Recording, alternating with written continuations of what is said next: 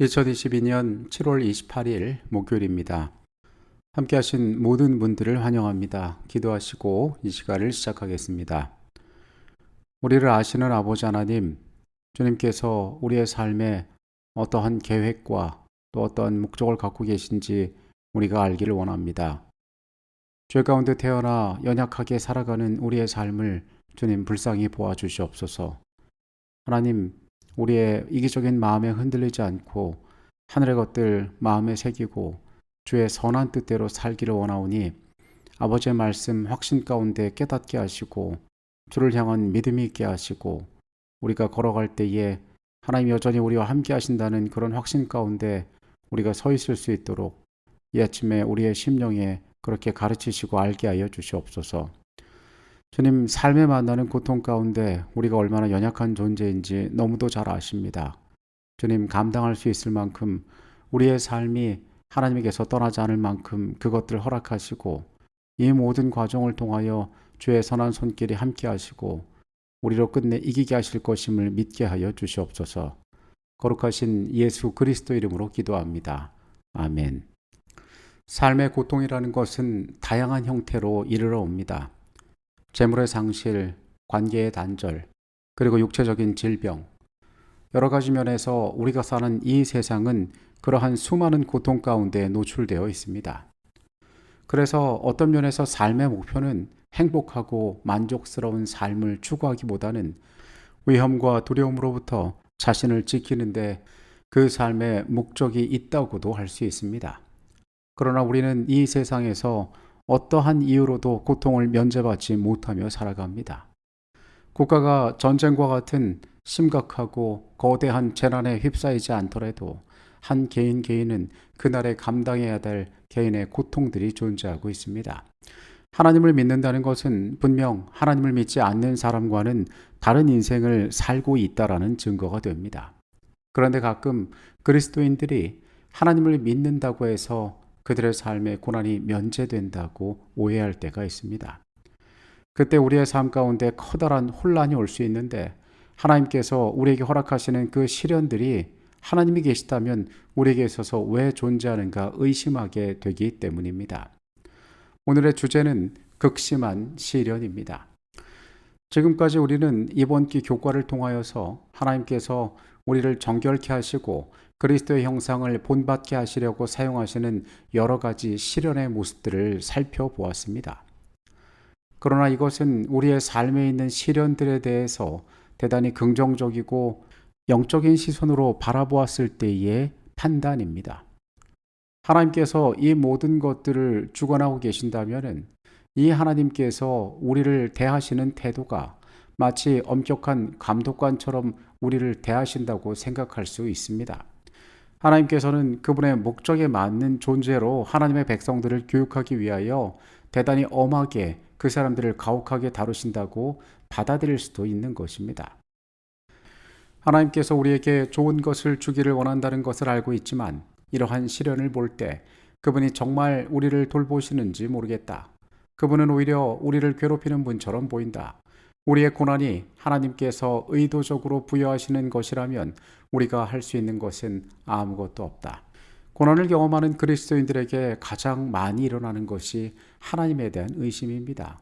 그 하나님께서 우리의 삶에 대하여 왜 이런 방법을 취하시는가 우리가 온전히 이해할 수가 없기 때문입니다. 여러 믿음의 선조들의 경험 가운데서도 보았듯이 죄 가운데 살아가는 우리들의 삶은 어떤 사건이 과연 우리에게 일어나고 있는지에 대해서 결코 온전히 이해할 수 없습니다. 그래서 우리는 때로 하나님을 오해할 수 있습니다. 그러나 우리는 성경의 말씀들을 통하여 우리가 당했던 이 일들에 대해서 언젠가는 밝히 알게 될 것임을 발견하게 됩니다. 고린도전서 4장 5절의 말씀입니다. 그러므로 때가 이르기 전 곧 주께서 오시기까지 아무것도 판단하지 말라.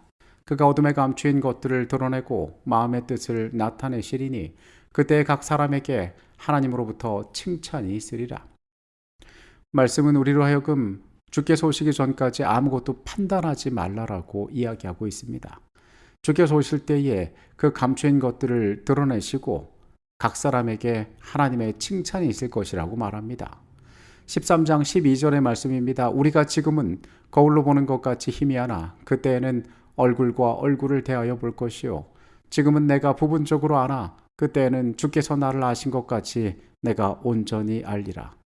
날이 이르고 때가 되면 우리가 지금 알지 못하던 것들 또는 희미하게 알던 그 모든 것들을 온전히 알게 될 것이라고 성경은 말합니다. 비록 지금 우리가 당한 처지 가운데 이해할 수 없고 우리의 삶에 만족스럽지 않고 대단히 불안한 여정 가운데 있을지라도 하나님의 임재를 느끼고 그분의 돌보심을 믿으며 살아가야 하는 것입니다. 이사야 43장 1절로 7절까지의 말씀입니다. 야곱아, 너를 창조하신 여호와께서 지금 말씀하시느니라. 이스라엘아, 너를 지으신 이가 말씀하시느니라. 너는 두려워하지 말라. 내가 너를 구속하였고 내가 너를 지명하여 불렀나니 너는 내 것이라. 내가 물 가운데로 지날 때에 내가 너와 함께 할 것이라. 강을 건널 때에 물이 너를 침몰하지 못할 것이며 내가 불 가운데로 지날 때에 타지도 아니할 것이요 불꽃이 너를 사르지도 못하리니 대저 나는 여호와 내 하나님이요 이스라엘의 거룩한 이요 내 구원자임이라. 내가 애굽을 너의 속량물로 구스와 스바를 너를 대신하여 주었노라. 내가 내 눈에 보배롭고 존귀하여 내가 너를 사랑하였은즉 내가 내 대신 사람들을 내어주며 백성들이 내 생명을 대신하리니 두려워하지 말라. 내가 너와 함께하여 내 자손을 동쪽에서부터 오게 하며 서쪽에서부터 너를 모을 것이며 내가 북쪽에서 이르기를 내놓으라. 남쪽에게 이르기를 가두어 두지 말라. 내 아들들을 먼 곳에서 이끌며 내 딸들을 땅 끝에서 오게 하며 내 이름으로 불려지는 모든 자 곧 내가 내 영광을 위하여 창조한 자를 오게 하라. 그를 내가 지었고 그를 내가 만들었느니라.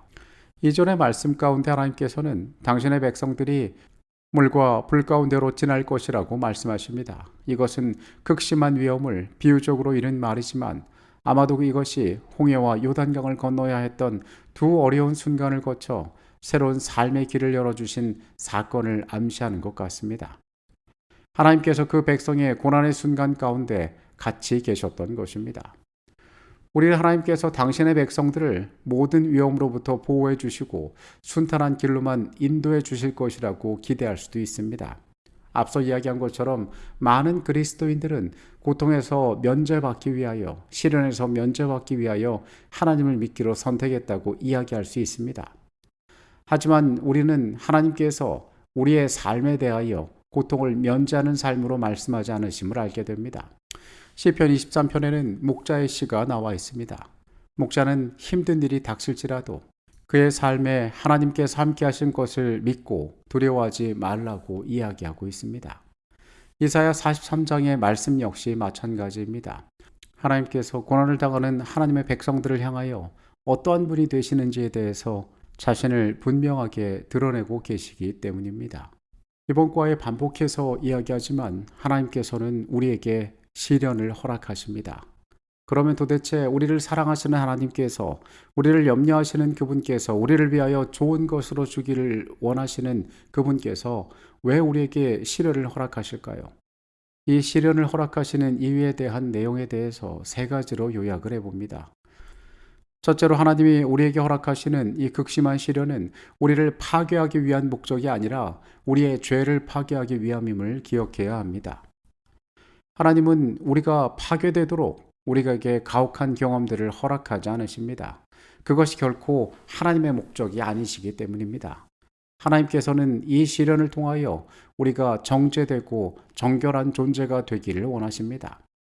시련 가운데 우리는 우리의 죄들을 물리치고 유혹을 멀리하고 그 경험 속에서 순결한 믿음을 회복할 수 있습니다. 이것이 하나님께서 우리에게 시련을 허락하시는 목적입니다. 두 번째로 시련은 이 극심한 과정을 통하여 우리에게 비참함을 주기 위한 것이 아니라 본래 하나님께서 우리를 창조하셨을 때의 그 형상으로 우리를 회복하시기 위한 하나님의 섭리임을 알아야 합니다. 앞서 우리는 시련을 하나님의 학교에 비유한 적이 있습니다. 학교에서는 교과를 가르치기 위하여 학생들에게 여러 가지 경험을 하게 합니다. 때로 그것이 육체적으로 지치고 또 한 개인에게 어렵게 받아들여지는 순간도 있습니다. 그러나 분명한 것은 그들이 원치 않는 순간순간의 경험을 한다 할지라도 그것을 통하여 향상되고 발전하며 준비될 수 있다는 사실입니다. 바울은 우리가 앞서 보았듯이 그 시련을 통하여 다른 이에게 나눠줄 수 있는 하나님의 종으로 준비된다라고 이야기하였습니다.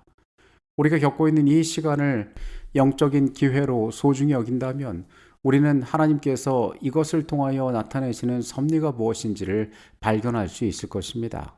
각 개인들은 이 일을 깨닫고 알도록 노력하는 자들이 되어야 합니다. 셋째로 하나님께서는 그 어떤 상황 속에서도 변함없는 사랑으로 우리를 언제나 돌보고 계십니다. 사람들은 밤에 문을 잠그고 또 외부에서 누군가 침입하지 못하도록 자신의 집을 안전하게 관리합니다. 이것은 불특정한 누군가가 나 자신을 해칠지 모른다는 두려움 때문에 그렇습니다. 관계에 있어서는 신뢰가 대단히 중요합니다. 저는 항상 나를 위했고 나의 축복을 위해 존재하는 그런 사람이고 어떠한 일을 하든지 간에 내게 손해를 끼치거나 나를 위협하는 일은 없을 것이라는 믿음.